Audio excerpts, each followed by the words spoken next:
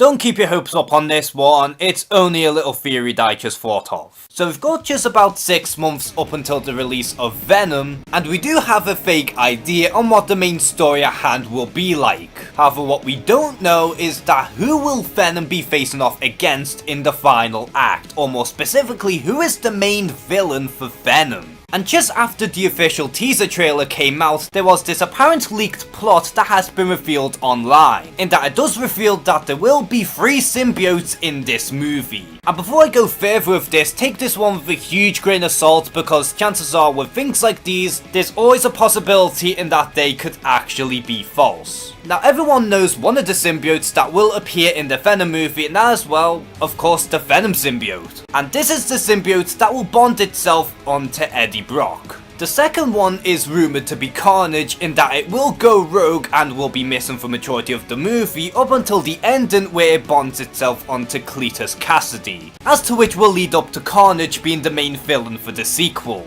However, the last symbiote is mentioned to be the one that will be experimented on by the Life Foundation. And when it comes down to synthetic symbiotes, I can only really think of one that could potentially fill this hole.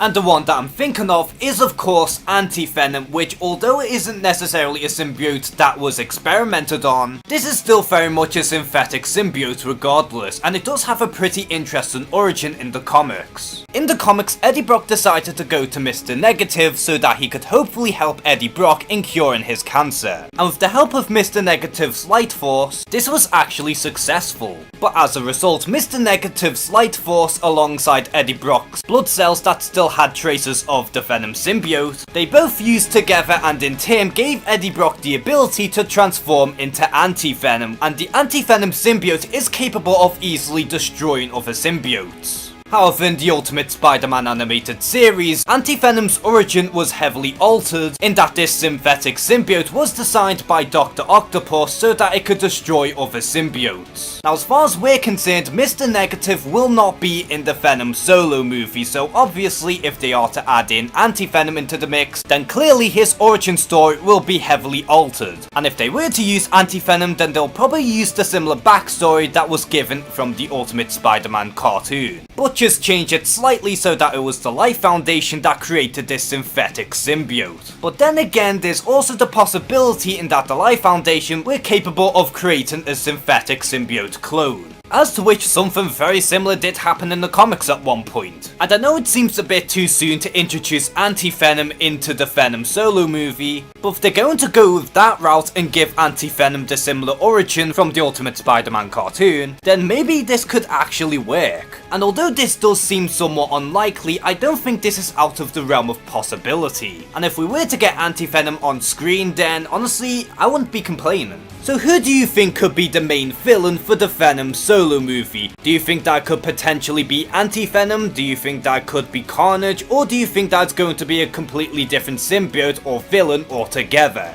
Comment below and share some thoughts. And as always, thank you guys for watching this video. Please like and subscribe. Take care and have a good one.